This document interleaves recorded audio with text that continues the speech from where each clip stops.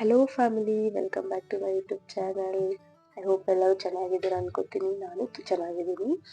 ನನ್ನ ಮಗಳ blog last ವಿಡಿಯೋದಲ್ಲಿ ಹೇಳಿದ್ದೆ ನೆಕ್ಸ್ಟ್ ಬ್ಲಾಗ್ ನನ್ನ ಮಗಳ ಬರ್ತಡೇ ಬ್ಲಾಗ್ ಹಾಕ್ತೀನಿ ಅಂತೇಳಿ. ಸೊ ಇದು ಅವ್ಳ ಬರ್ತಡೇ ಬ್ಲಾಗು.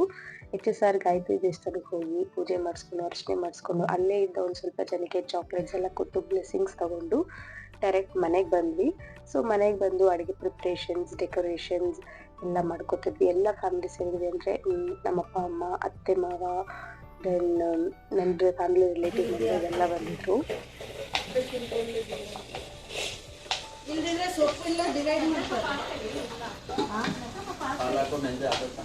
ಅದು ಫ್ರೈ ಮಾಡಿಬಿಟ್ಟು ಫ್ರೈ ಮಾಡಿ ಹಾಕಿದ್ರೆ ಫುಲ್ ಗ್ರೀನ್ ಬರುತ್ತಲ್ಲ, ಟೇಸ್ಟ್ ಆಗುತ್ತೆ. ಮಕ್ಕೆ ಬಿರಿಯಾನಿ ಥರ ಇರ್ತದೆ. ಸೊಪ್ಪಿಟ್ಟು ಹಂಗಾದ್ರೂ ಸೊಪ್ಪು ತಿಂತಾನಲ್ಲ. ಅಣ್ಣ ಜಾಸ್ತಿ ತಿನ್ನಲ್ಲ ಅಲ್ಲಾಂಟಿ ವೆಜ್ಜು.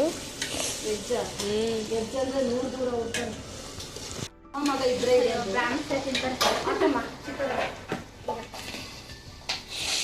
ನೀರು ಸೋಸ್ಬಿಟ್ಟು ಎರಡು ಬಿರಿಯಾನಿಗೆನಾ? ಬಿರಿಯಾನಿಗೆ ಗ್ರೇವಿದಾಯ್ತಲ್ಲ.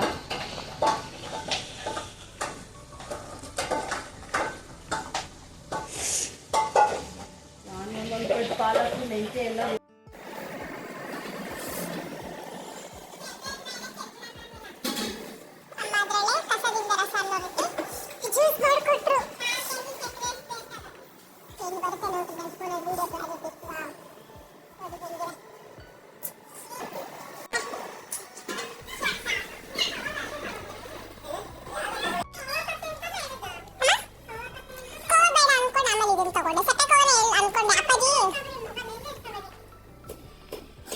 ಇಷ್ಟೊತ್ತು ಇಟ್ಕೊಂಡಿಲ್ಲ, ಒಂದು ಮಾತು ಬೈಲಿಲ್ಲ ಅಮ್ಮ ನೀನು.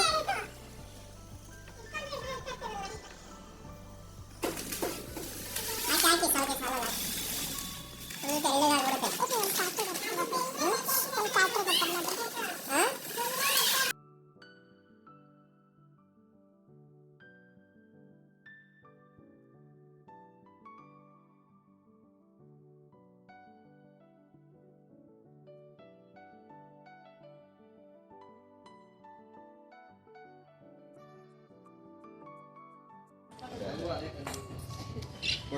ಅದ್ವಿ ಹಾಯ್ ಮಾಡು. ಹಾಯ್ ಮಾಡು. ಯಾವ ಸೈಡ್ ಹಾಕ್ಬೇಕು? Happy birthday, happy birthday, thank you.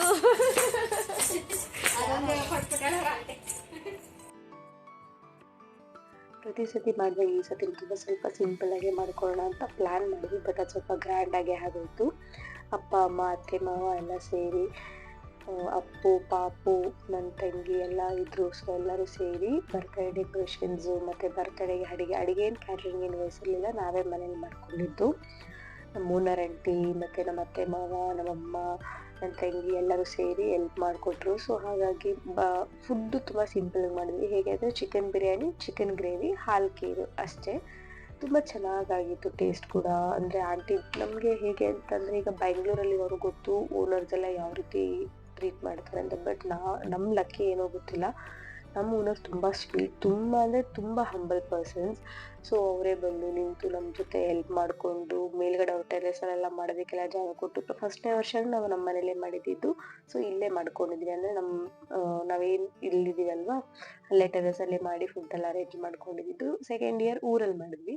Third year same as usual ಇಲ್ಲೇ ಮಾಡಿದ್ವಿ. ಈವನ್ ಫೋರ್ತ್ ಇಯರ್ ಕೂಡ ಇದೆ ನಮ್ಮ ಮನೆ ಬಿಲ್ಡಿಂಗ್ ಟೆರೆಸಲ್ಲೇ ಮಾಡ್ತಾ ಇರೋದು.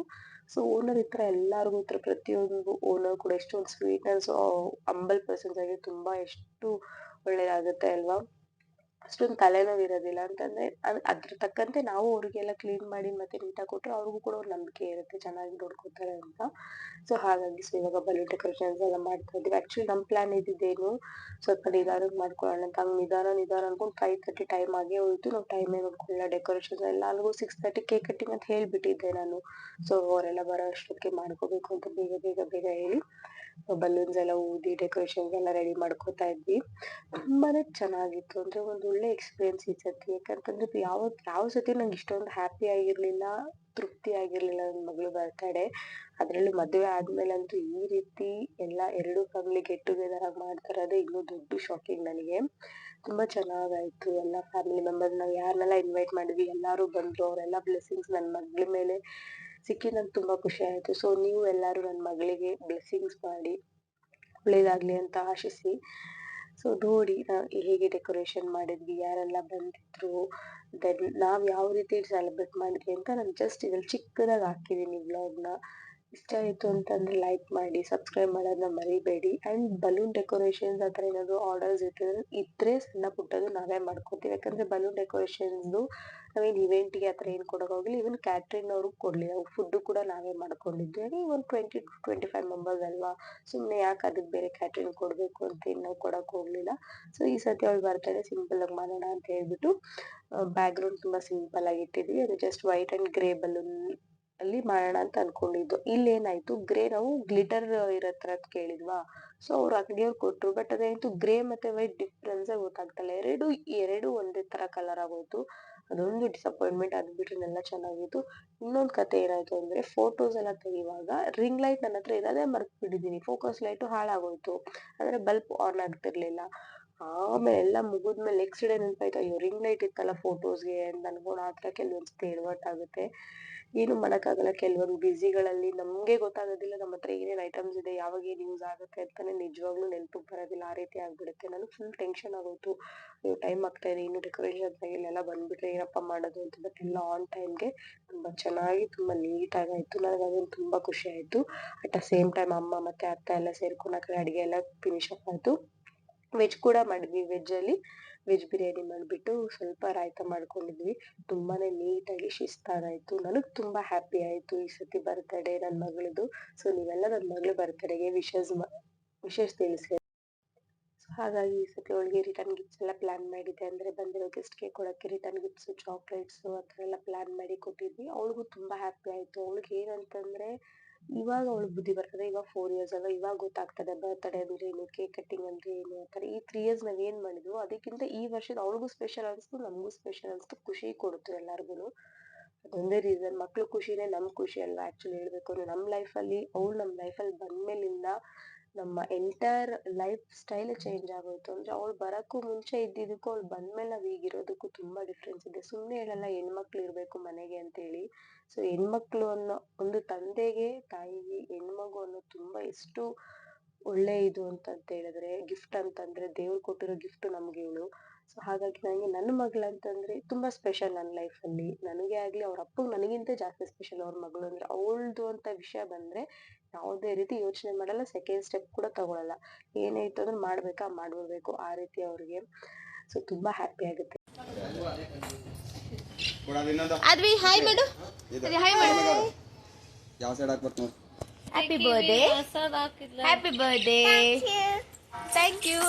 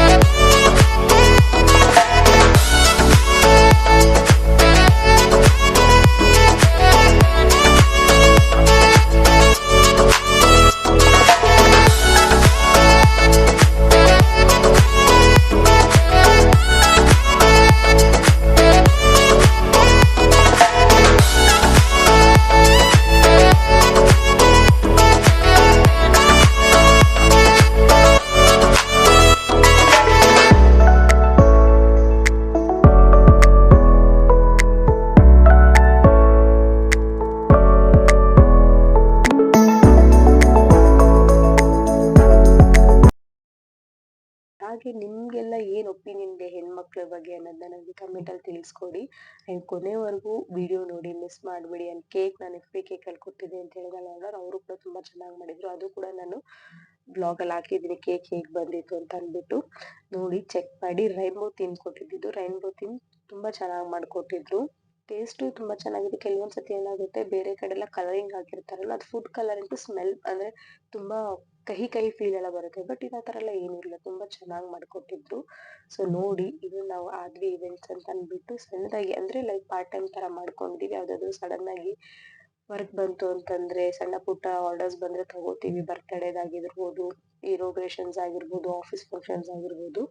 ಸೊ ನಾನು ನಂಬರ್ ಕೂಡ ಟ್ಯಾಗ್ ಮಾಡ್ತೀನಿ. ಇನ್ ಕೇಸ್ ಯಾರಾದ್ರು ರಿಕ್ವೈರ್ಮೆಂಟ್ ಇತ್ತು ಅಂತಂದರೆ ತಿಳಿಸ್ಕೊಡ್ಬೋದು. ಮಿಸ್ ಮಾಡಿದರೆ ವ್ಲಾಗ್ನ ಲಾಸ್ಟ್ವರೆಗೂ ನೋಡಿ ಆ್ಯಂಡ್ ನನ್ನ ಮಗಳಿಗೆ ಬ್ಲೆಸ್ಸಿಂಗ್ಸ್ ಮಾಡಿ ಅಂತ ಹೇಳಿ ಕೇಳ್ಕೊತೀನಿ. Thank you so much.